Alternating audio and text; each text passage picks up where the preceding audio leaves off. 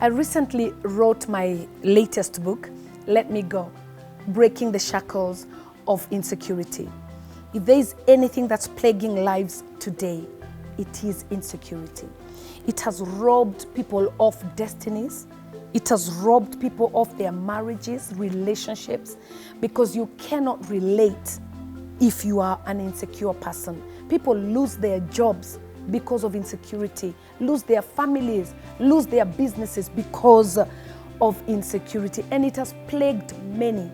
If you get up to the level of leadership and you're insecure, that's a taboo. Woe unto the people that you're leading, because they're going to fall into serious traps just because of the spirit of insecurity. I believe with all of my heart that this is a book that everybody needs to get a hold of, because it's going to help you know how to be single and okay, how to be married and okay, how to relate with your boss and okay, how to do life and be okay. Because I tell you the truth, if you are not okay and if you're insecure, everything around you will be falling apart. And there are so many people that are asking themselves, why do I miss it? Why do my relationships always fail? Why do I always miss the mark? What am I going to do? Let me tell you, insecurity is a demonic agenda. And if you read this book, you realize it plagued many, even in the Word of God. You go to somebody like Saul, he was so full of insecurity. You go to somebody like Gideon, he was so insecure. You go to many people in the Bible that were absolutely insecure, and you see yourself in it. And let me tell you, as a woman, if you're insecure, your relationships are not going to work. They are just going to be one hustle after another, and you'll think something is wrong with you. But there's nothing wrong with you. You just need to deal with insecurity. As a man, you're going to be missing the mark all the time, losing on business all the time. Why? Because of insecurity. Get to know how to get rid of insecurity forever. Get a hold of this book.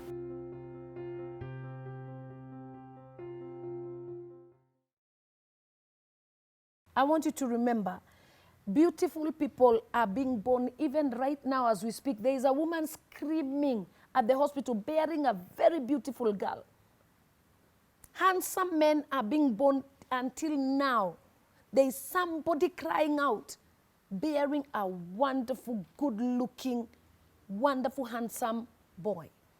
And so, beautiful, handsome will be born every day. But you made your choice. And so you stay with that choice that you made, because I believe you are very sober, you are okay when you made that choice. Stay with that choice, because that's God's will. It is until death do you part. And so it's a lifetime commitment. Understand that, and you will enjoy a beautiful, fulfilling marriage. Number 3, marriage is selfless. This is a whole topic by itself. And very, very soon, I'm going to talk to you about selflessness in marriage. Marriage is selfless. Listen, we enter marriage not for ourselves, but for each other. The husband comes in for the sake of his wife, and the wife for the husband. Marriage will only work for those who seek, not for themselves, but for their partner in the marriage or for their spouse. And for this reason, working in our marriage will more often than not mean working on ourselves. What do you mean? It will mean finding out what we need to do to help our spouse do what they need to do. And so you are there for your spouse, not for yourself. So you must give everything you can for your marriage. You must be a person that will ask yourself one day, did I do everything I needed to do? Let it not be on you that the marriage has fallen apart. Do everything possible that you need to do, 100%. I hear people saying marriage is 50-50. No, it's 100%. You never give 50 in a marriage. It's 100%. You've got to give everything. And so I want you to know that marriage is for selfless people. You've got to be very selfless, and you've got to get into marriage to give, not to get. To give, not to get. So you must be selfless. And number 4 is marriage is a calling. It is a calling. Marriage is not some social obligation that we have to fulfill at some point in our lives. Neither is it some kind of personal triumph. Oh, I'm of age. Oh, I need a child. Oh, no. You need to know that marriage cannot be separated from our God-ordained purpose. God has a purpose for marriage, and that's what you're fulfilling, and you must fulfill. And so understand that it is a calling. Indeed, marriage is one of the key vehicles to the fulfillment of our own life's purposes. And we cannot be passionate about our life's purpose while at the same time looking upon our marriage as some kind of distraction.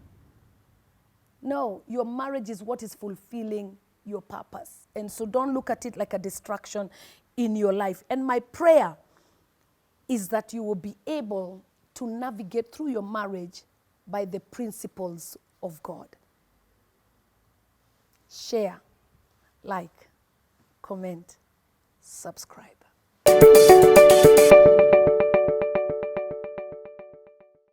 And stage 2 is the reality stage. And the reality stage begins to now wake you up to start to see, okay, let me tell you. When I got married to my husband, let me just give you this story of mine, because I like to give my own story because it's me. And I believe personal stories help somebody else to even grow from where they are. I remember when I got married, I was in this honeymoon stage, and I was really just so excited and all that. But there's something that I was dealing with. And what I was dealing with was maybe lack of knowledge. Because I grew up thinking that no man on this earth can ever sit on me. And so here I am now with my wonderful husband, and he sends me for something, and to me that is sitting on me. You're trying to sit on me. You can't do that. And so I started to show him, no. If you want coffee, we move to this house together. You go make your own coffee. Don't send me, and stuff like that. So it really became like two heads in the same house. Because let me tell you, two heads are nothing but a monster. And so there I was, trying to show my husband he can't send me. He can't tell me what to do. In other words, I was usurping position. I was trying to be the head of that home. I was not really submissive. I couldn't see how to submit to my husband. And like I said before, I'm going to talk about submission very soon. But hear me.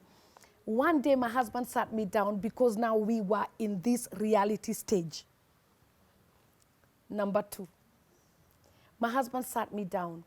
And these words that he spoke, I hope that today you're going to hear me and that these words are going to help you. My husband said to me, honey, I am not courting you. I did that. You are behaving like a girlfriend who's trying to take off and show off and act cool and cute. And you want somebody, but you're acting like Starkey, and you want. And so he said to me, look, I've already married you. We are not in that stage anymore. Can you wake up? I can be very, very good to you. I can actually treat you like an angel. I can. But I want you to know that I can also become the opposite of that. And I can maltreat you terribly. You make the choice yourself. But I'm not going to take this kind of nonsense where we are competing on who's the head of this home. And he said, I want you to know that you're my wife, and this is not going to happen in my house. And I was like, hey, because you see, I was still in the honeymoon. And I'm like, you mean my husband can get this serious? And the reality began to hit home. And I woke up that day, and I said to my husband, I'm sorry, what is it that you want me to do? And I remember I went and made for him whatever he wanted, and I came back, and that's when God began to teach me about submission. But I'm here to say the stage 2 of reality is when now the real issues begin to pop up and you begin to see each other as you are. You know, you begin to see each other as you are. And so you begin now to notice, oh, you know, he's throwing his socks on the way.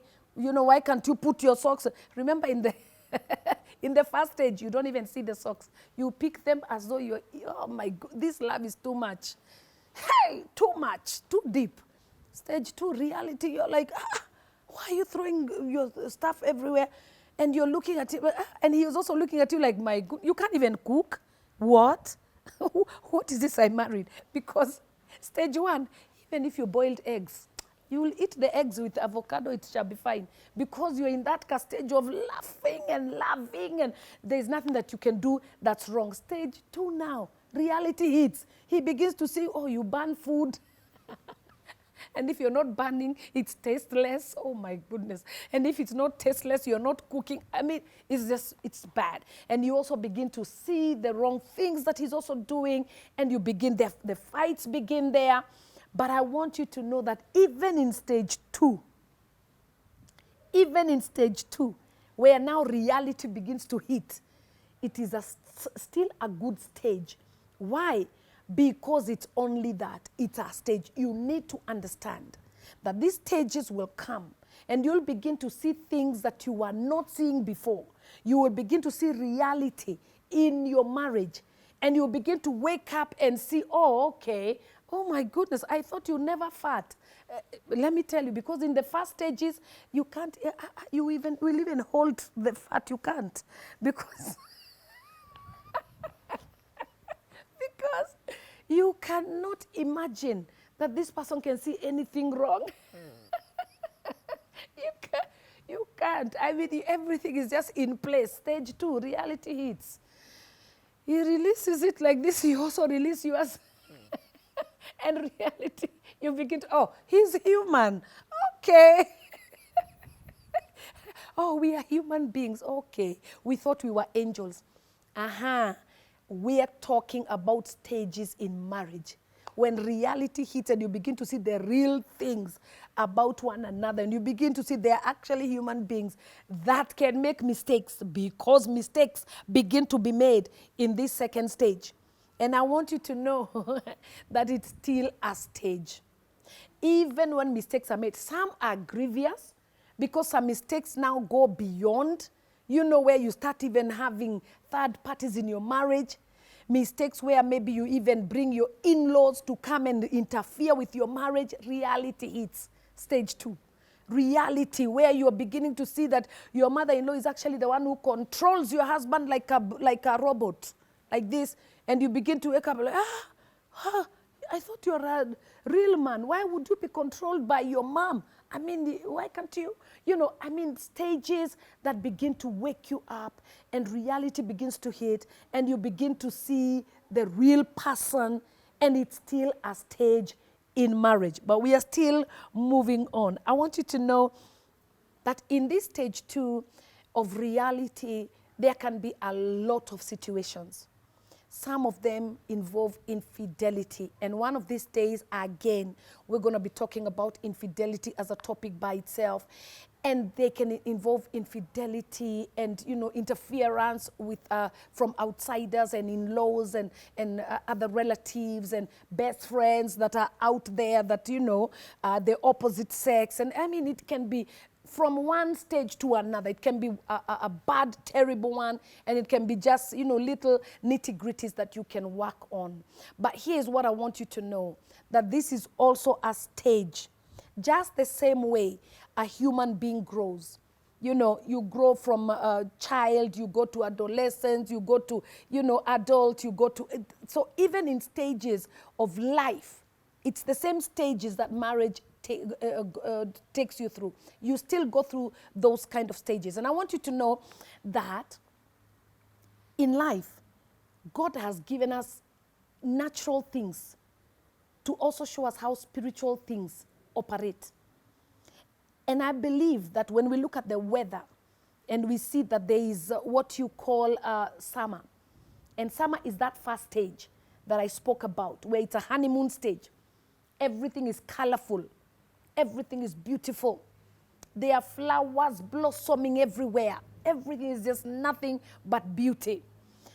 But then we come now to this other stage of reality.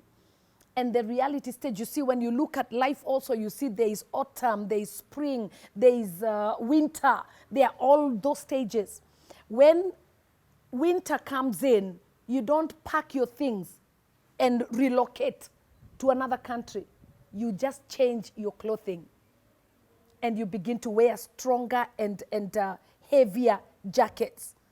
You begin to weather the storm by dressing up for it. And so I want you to know that even when those stages come, you must be able, you as a person, to weather the storm in the name of Jesus. Now, even as we adapt to physical changes in our lives, from a child into all those other stages that we go through, we adapt, we adjust ourselves. And that's exactly what we need to do in marriage. When you get to a different stage in your marriage, adjust. Adjust and begin to handle it because it has come. And so adjust yourself and begin to see what you can do in order to overcome that stage. Because listen to me, you don't run away from a stage. That's coming out of the bus before you get to your destination. You don't come out. You just dress up for it and say, you know what, God help me. So help me, God. I'm going to be able to do this by your grace in Jesus' name. It's amazing that you enjoy something that can also hurt you the most. Isn't that amazing? It's so dramatic that you can enjoy marriage so much, and yet it can be the most hurtful thing that you can ever go through in life. But I want you to know that in different stages, God will grace you and help you to overcome. So in stage 3, you get to discovery stage. And this is the stage where you begin now, not like the reality stage of stage 2. The reality stage is where you're shocked. Oh, you mean you can do that? You mean, even you. You know, that's the reality stage. The third stage of discovery is where you discover, okay, my husband doesn't like very hot food. My wife doesn't like being talked to like this. My husband prefers this. My wife prefers this. You begin to accommodate one another. You accommodate the likes and the dislikes. You accommodate each other's differences. I want you to know that marriage doesn't bring two same people together. Some of you are totally different. Like my husband and I, we are east and west. East and west. He is so introverted. I am extroverted. I stop talking when I sleep. And so we are totally different. But in stage 3, you begin to accommodate each other. So he's not looking at you surprised, like, you mean you can talk like that? You mean you're still talking? You started in the morning, you're still going at it. And me, I'm looking at him and thinking, you can be that quiet. You can keep quiet from morning till night, kneel by mouth. The one they write in hospital, kneel by mouth here. You can have it in my own house. But you begin to accommodate and see, okay, my husband is quiet, but I like him. My wife is talkative, but I like her. And you begin to accommodate one another. You begin to accept that this is who my husband is, and this is who my wife is. And the discovery stages are very good. Why? Because you accommodate even that throwing of socks on the way. Oh, the socks didn't kill anyone. You just pick them. Oh, my wife can't cook much. Take her to cookery school or accommodate her. Take her as she is because she was not born a cook. So you can either pay for her a school of catering, or you can just accommodate the boiled eggs. So at the end of the day, you begin to accommodate each other's weaknesses and strengths. Because let me tell you, do not forget, please, the stages will always be there, the weaknesses will always be there, and the strengths. Don't think that your spouse can only be one, steadfast. The only steadfast one is Jesus. Don't think that there will be just the steadfast love of the Lord never ceases. That's God. But as a human being, there is going to be bumps on the way, like I said. And so you must be able to accommodate. And this stage is beautiful because then you're like, you know what? I can handle this. I can live with this. This is fine. And so while even other people may be looking and wondering, oh, how do you manage? A very talkative, is he talking to you? Leave it. The two people can accommodate. Don't tell each other what this one likes and this one doesn't like. No, the two couples, they know what they like and what they can accommodate with each other. So don't go by so-and-so's rules and what they do. Accommodate one another. Discover one another. What you didn't know it now. In fact, I believe in this season where there's been quarantining and people are just locked up in the house, this is a season to discover. If you've never discovered your spouse, this is a season to discover them. Know what they like, what they don't like, and just get deeper in them. Because let me tell you, once you begin to accommodate one another, your relationship is going to levels untold. Oh my goodness, I'm here to give you wisdom nuggets. Reverend Kathy Kiuna. And we get to another stage, stage number 4, which is depth. You've come through lusting for each other. You've come through sexing each other everywhere, every minute. You've come through pain, causing each other the worst pain on the face of the earth. You've come through forgiving each other. You've come through so many hurdles with your relatives. You've come through interferences. You've come through losing jobs. You've come through losing finances. You've come through, some of us were even chased out of houses. We were sleeping on the floor. You've come through all those stages. Now you're in the depth stage. And guess what? In the depth stage, you are so contented now. You are so okay now. You are in this stage of where nothing shakes you, nothing moves you. You're so contented. And that's how deep your marriage can get. And I'm here to just tell you this, that go through every stage and accommodate it. Allow it to shape you. Allow it to make you. Yes, this is a painful stage that you've gone through right now. And you're looking at me talking and you're wondering, can I ever even salvage this kind of marriage? Yes, you can. You're looking at me and thinking, we were so lovey-dovey. Now we are not even seeing eye to eye. Listen, you need to know that it's a stage. And don't allow the enemy to steal away your marriage just because of a stage. This stage will pass. And this season will pass. And you'll be surprised that you will enjoy each other more than you've ever even imagined. There is such greatness in your spouse, and that is why number 4 is depth. There is such greatness in them.